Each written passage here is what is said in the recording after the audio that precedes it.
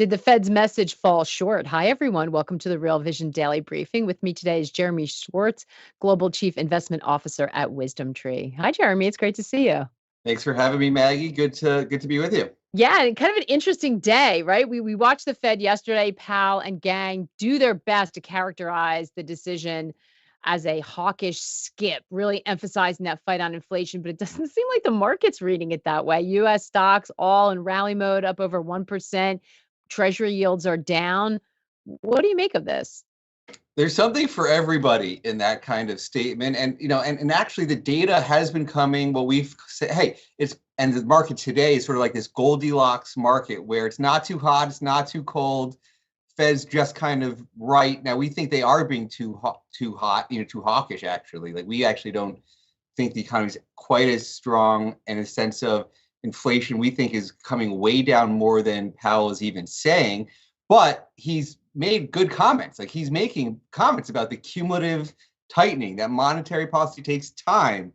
That obviously they skip. Now he said skip. I shouldn't say skip. It was a funny quote when he tripped over his lines there. But the dot plot reads out hawkish with two more anticipated hikes. They're anticipating better growth, actually still higher inflation, lower unemployment.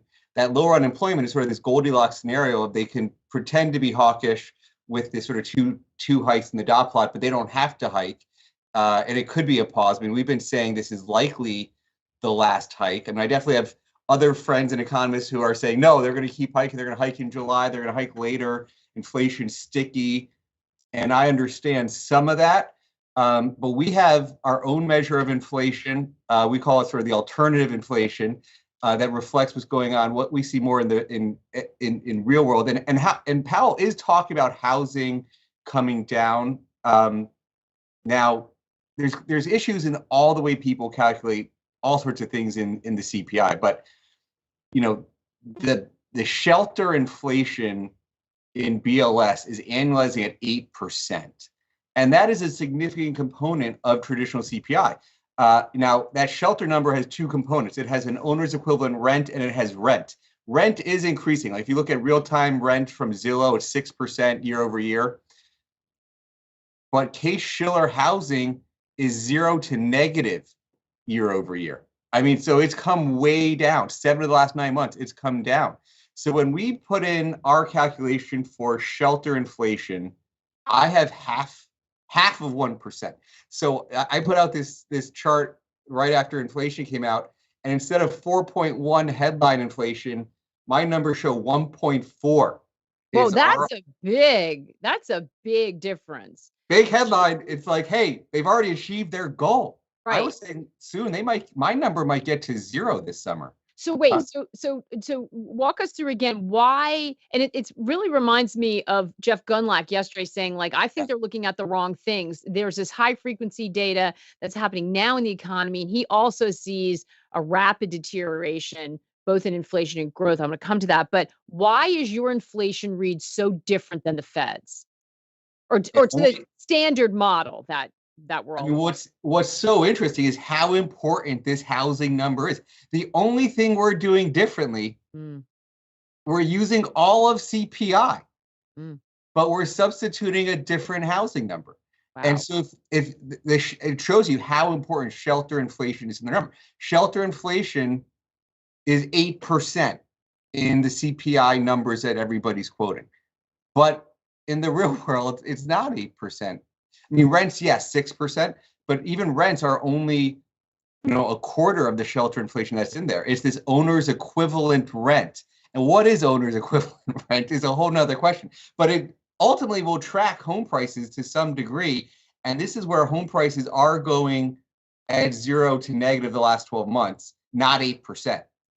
So do you know why there's such a discrepancy in that data? And presumably, if you know it, hasn't anybody told the Fed? Well, they did, to their credit, a few months ago, they did start saying core. This is why you started hearing them say core services ex shelter. So you finally did hear them say this core service ex shelter. But shelter is a huge part of it, particularly if it's declining and offsetting the inflation they have elsewhere. So they're starting to recognize that some of that inflation is coming down. Ours is coming so down that it offsets everything else and actually gives you this. In my view, my number is going to hit 0 this summer. It's already below 2%. It's already below their target. He's saying suggest easing on their targets instead which the market is backed out now. The market's taken all the easing out this year. I mean, Siegel does have a loud voice. He is on CNBC all the time. People are listening to him, but I don't know. The market does not believe what they say, and generally the market can be right. But if they stick with this overly hawkish narrative, that is the true issue. I mean, the market's not cheap, and there's segments of the markets that are really not cheap, and so the more they keep pushing and trying to tighten inflation that's not really there, in our view, that's where you have an issue for the economy. So is it fair to say, if you're looking at this, that shelter explains the stickiness of inflation, at least in the traditional measures, and that it's not coming from wages? The Fed's kind of hinted at this. Are we past the point where we're concerned about wage inflation? That was another positive. You say, if you go back to like the positives that came from this press conference, that for a while it sounded like Powell was really anti-labor, really anti-American worker, who has not kept up with inflation. Like, so wages have not, the last 2 to 3 years, there's been declining real wage growth. And, you say the worker, and if you really want to point at the Fed, you say, hey, you created all this inflation. You let the money supply expand 40% from March of 2020 to March of 2022. And now you're telling people you can't catch up with inflation. What are you telling the worker? Why are you telling them they can't catch up with the inflation you created? And now you're getting to election season. Do you want everybody hammering the Fed? Is that, you really shouldn't be so anti-labor, anti-worker. Let them, yes, we need to address inflation. Inflation is a real issue. Prices are high, but it's coming down. The growth rate's naturally coming down, and you should let the worker catch up. They deserve to catch up. Yeah, and if there's no sign that it's a wage spiral, then they can. If it becomes clear that it's the sort of backward-looking shelter component, then again, I think you're stringing together why we see the market looking through the hawkish rhetoric and saying, okay, if it's a lag in shelter, and that's coming down, maybe some measures that the sort of more real-time measures that the Fed's not tracking are coming down, inflation less of a problem. The Fed doesn't have to kill the job market. We don't have to see skyrocketing unemployment for them to finally pause or hold them here, but that will support the economy. So are we back to, dare I say, are we back to a soft landing scenario? Or is that just crazy talk? Well, I mean, the markets are saying this is Goldilocks. I mean, that is definitely what it's sort of saying. Same thing, right? Bullish thing. I'd say, your point on the wage price spiral, very important and spot on, is that if wage growth was going way above inflation, that's what goes for the spiral, is that, hey, wages are outpacing inflation. Now they start raising prices to keep up with the pressure they're trying to put in wages. But wages are not keeping up with inflation. So the negative real wage growth is why there's no real spiral in our view. The higher wage growth in the system is slow moving. It's sort of it'll catch up over time. The people renegotiate contracts every year, but and there's a question of slack and will unemployment rise. And hey, the Fed's forecasting unemployment to rise to 4.1 and 4.5 next year. So they are expecting a softness. Now, before they were projecting a recession, because they were saying we're going to have, based on you had a good Q1 GDP, and then they were basically where their outlook for the full year GDP was, they were projecting negative GDP growth for the last 3 quarters. They're no longer projecting a recession in that sense, but it's still pretty sluggish growth and not an overly strong environment there. We still have hired a lot of workers, and there's this question of productivity, like what are all these workers doing? It's been a very perplexing. We hear about AI and how AI is going to transform the economy and make us so much more productive. You haven't seen that in the official data yet, and the question will be, this was one of the things we thought could help save the economy this year. Is we thought we'd go into this year and have negative employment growth and positive GDP because productivity would rebound from dismal levels. Productivity still seems dismal levels because we're still hiring a lot of people, and we still, and the economy is not growing at some gangbusters pace. So productivity is still negative, and not a useful contributor. So that's an interesting. It's one to watch though, isn't it? Because I feel like we've been doing a festival of learning here for the last 2 weeks. And I feel like, which if you missed it, if you're a member, you can of course rewatch it on the platform. I feel like a lot of the, I'm going to call them bridges to all of us, right? Like there was all this development of it, but then it landed on our computers in ChatGPT. So the sort of bridges out to the general population, to companies to really sort of use this. They're there, but it's still so early and it's moving so rapidly. So we don't know yet, right? We could still see that productivity. It may just be a little bit further down the pipeline. Why does that matter? Why do you pay such close attention to productivity for people who may not sort of understand how that plugs into the equation? Well, it's important. There's economic productivity, and then there's company profit margins, which is another way of expressing it. Like the economic wide is pretty straightforward, that you have real GDP is how many people are working and how productive are those people, like the output per hour worked, which is another point on economic growth. Was you heard at the last jobs report, people were like, oh, it was a decent jobs report, but hours worked ticked down 1/10.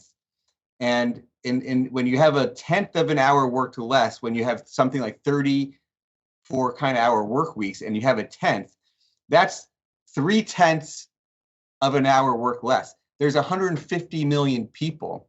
And so you just multiply 3/10 times 150 million people working, that's like 450,000 jobs less. So we had a 360,000 job number last month. They worked less. So you sort of like, it wasn't that great of a jobs number. There was people sharing last job number. It wasn't quite so good because that hours worked often gets ignored by a number of commentators. But how many hours worked and how productive are you in those hours are the key variables.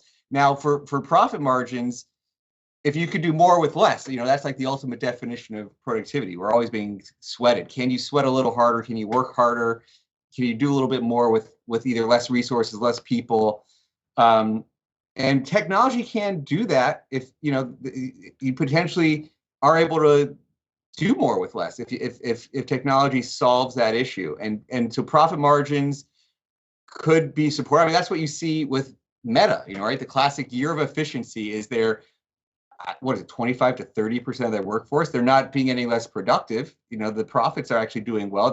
You see they way overhired. Now they're scaling back, and can they do more with less people? That's the classic definition of productivity. Yeah. Can they do more with less people? And then the next question, as we think further out down the AI line, and this is where we don't know, but a lot of really interesting speculation about this. Does that free up those people to do brand new things that we don't know, or does it just result in us having to kind of completely redefine what people are doing? That's going to be, but that's a much bigger further out. So very interesting. And we talked to Jim Bianco yesterday, and he had some thoughts about the changed nature of work. Sparked a lot of comments on the platform, which was great to see, and we'll revisit that, everyone. But we were also talking about, so on the issue of profitability, so this kind of brings us to the stock rally that we're seeing.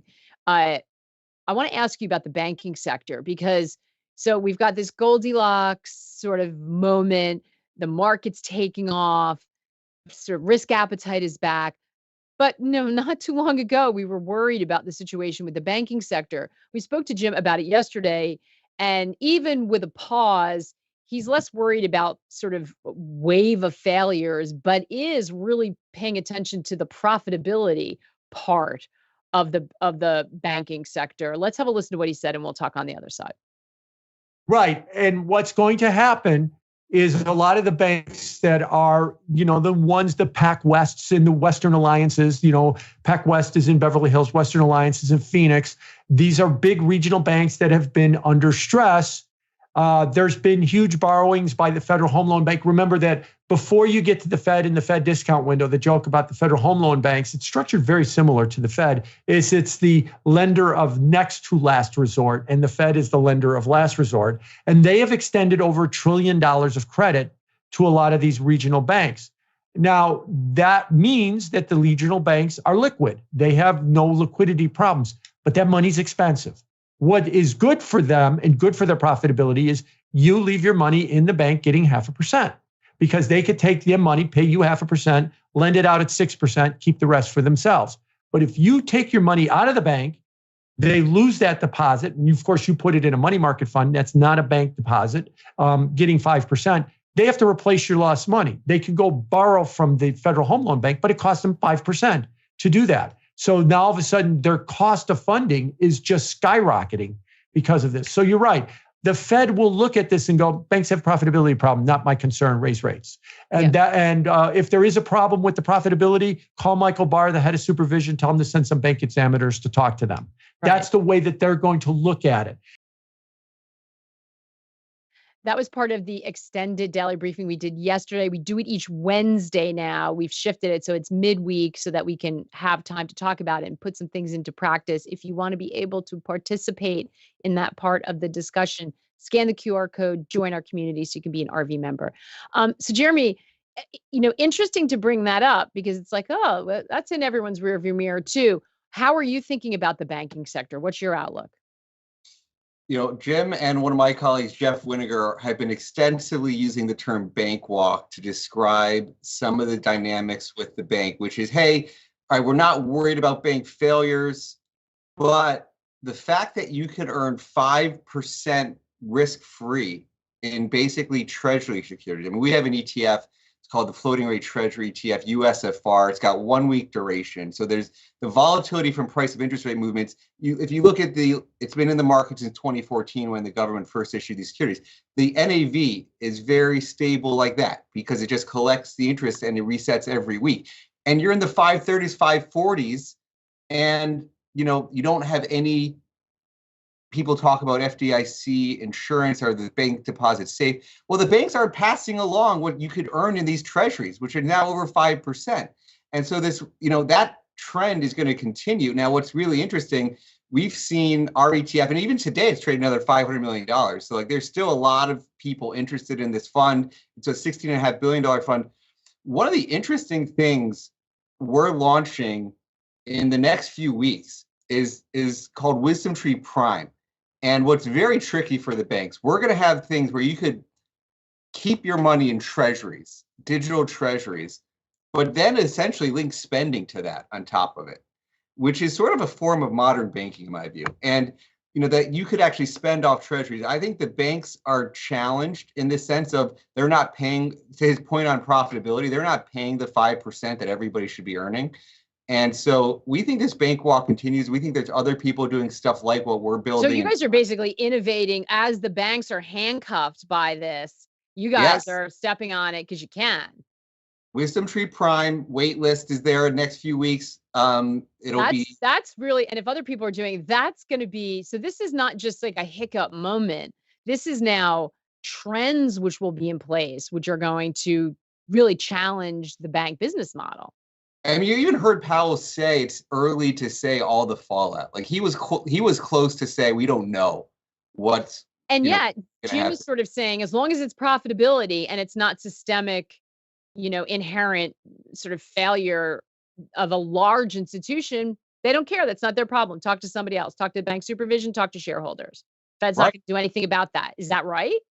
So you heard Yellen basically testify at one point saying, small banks, not my problem. It's the large banks. And if you have a large bank, we care about you. If it's a small bank, you're on your own. I do think the mentality is from the Fed, this is their problem. If the banks want deposits, pay the appropriate interest rate, right? Like don't let people go to things like our floating rate treasury or money market funds.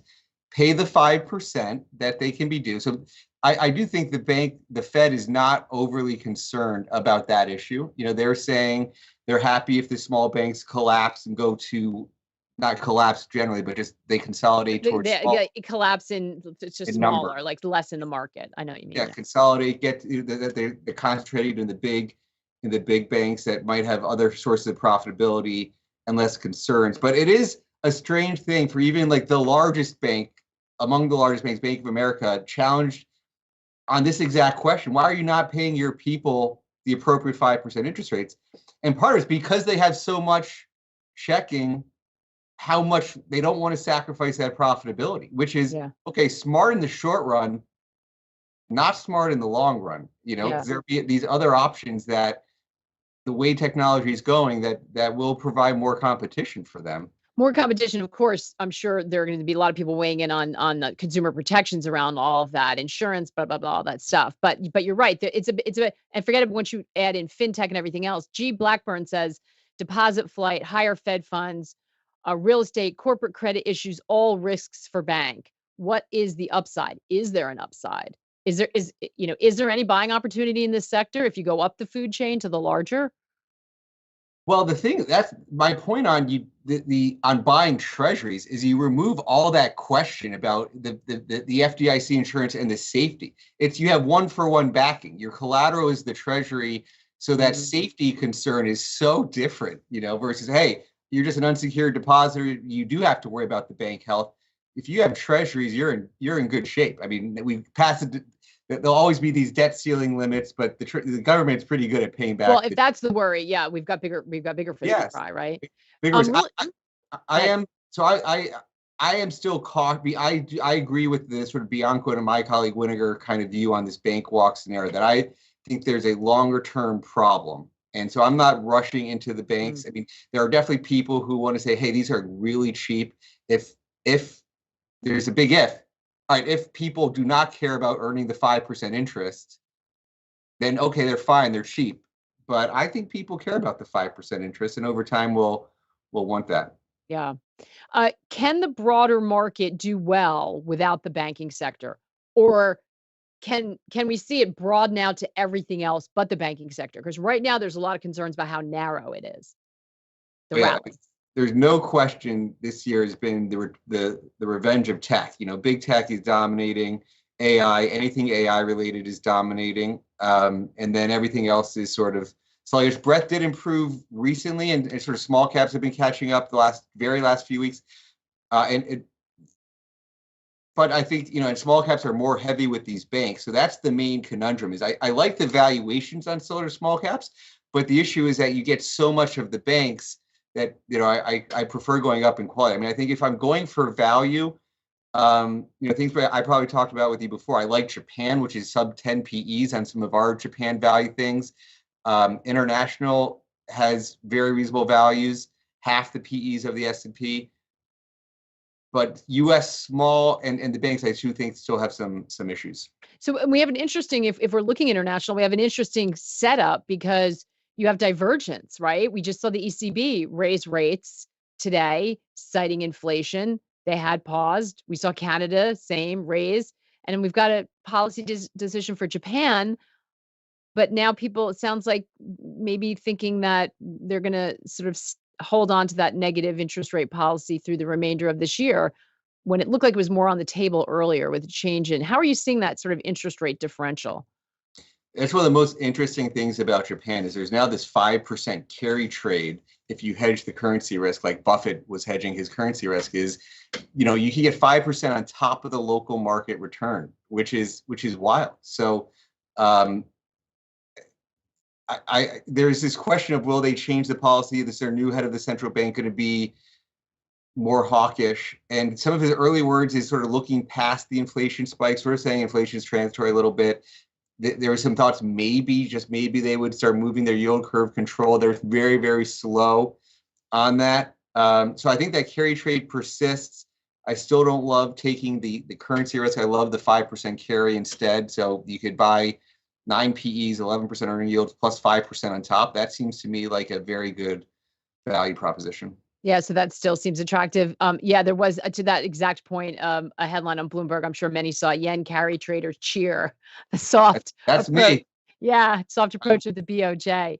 What about Europe? So they are had their hawkish, but they backed it up with action, their hawkish talk. Are they also looking at data that may be lagging, or are they facing a different inflation situation than the US? We know they have the Ukraine war, but we've seen Yes. energy prices really tank. It's certainly when it comes to crude. Is there some concern? What's happening with inflation there that we need to understand?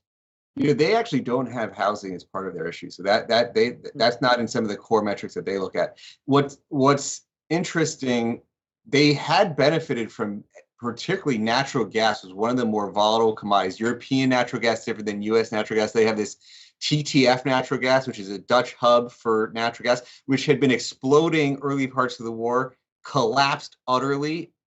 I mean, the headline this morning was a 20% move as people are starting to focus on one of their things. It's sort of well known this thing was going to go offline into the winter, but now some of the headlines are coming back and scaring people a little bit. And so I'd say the trend in commodities has been very helpful. That trend in that natural gas going down was very, very helpful.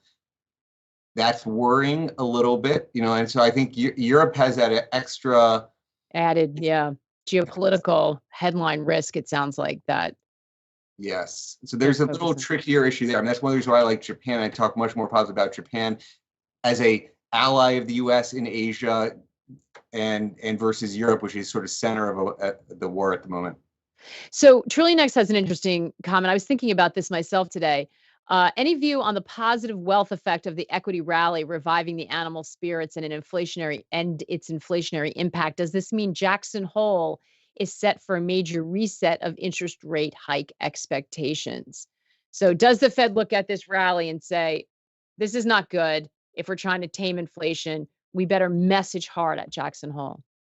No, they could have taken more of a step yesterday, frankly. Like, I mean, I don't think what's happened in the last 2 days is going to change the narrative. I mean, if you think about one of the reasons why the economy might be so robust, we all refinanced our mortgages with ultra low rates. We had a mortgage refinance, and so most people have refinanced around 3% or even less for some people. And you think about now earning that 5% in treasuries, the consumers have a huge positive carry trade on their house versus what they're getting in just treasuries. And so, that's in a way the consumers flush with cash, even just from that interest versus what they were paying on their mortgage before.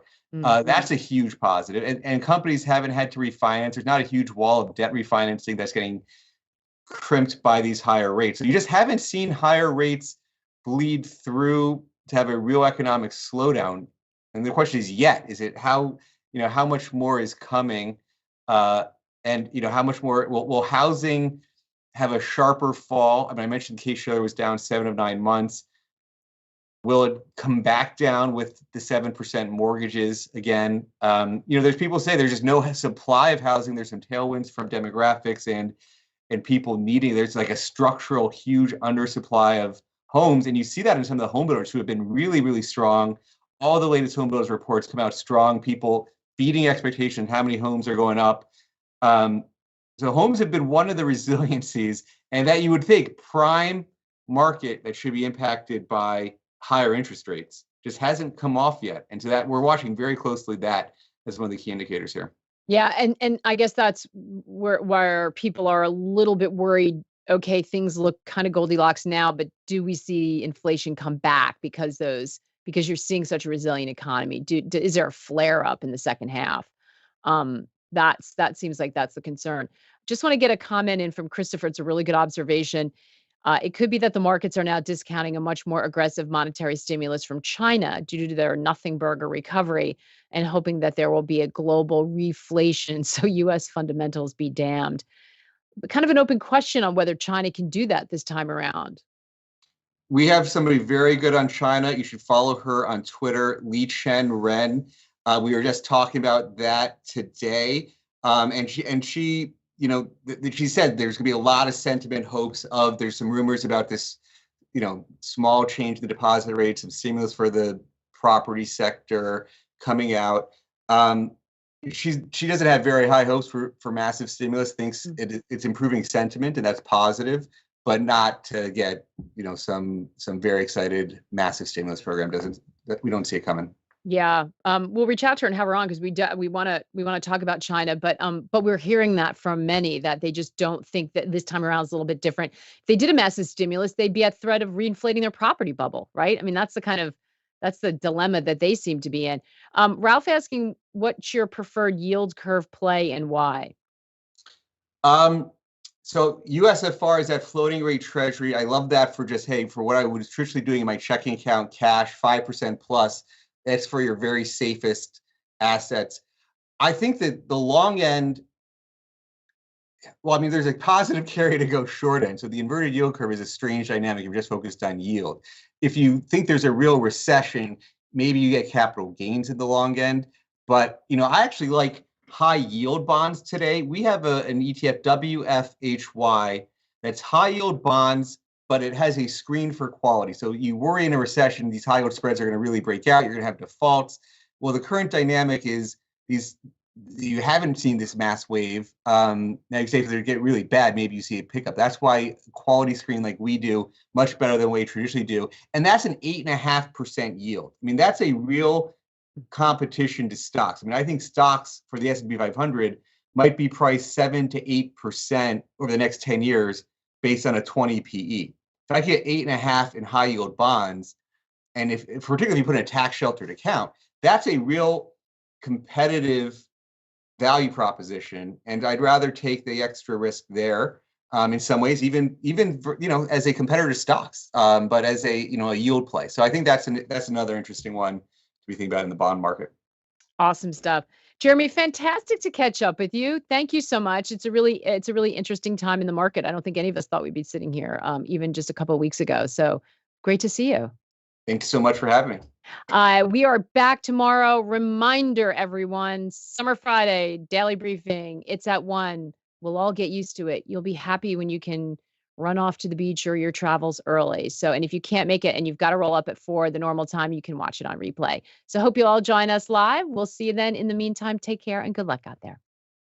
So this is probably going to be the worst marketing message of all time, that everything you're about to learn at the Real Vision Festival of Learning, the AI edition, is going to be out of date really soon. But you need to know it anyway. That's the crazy world of AI. The speed of which it's developing is absolutely astonishing, and so's the speed it's taken the public attention and imagination, the hype cycle, and already jobs. It's a very, very big deal.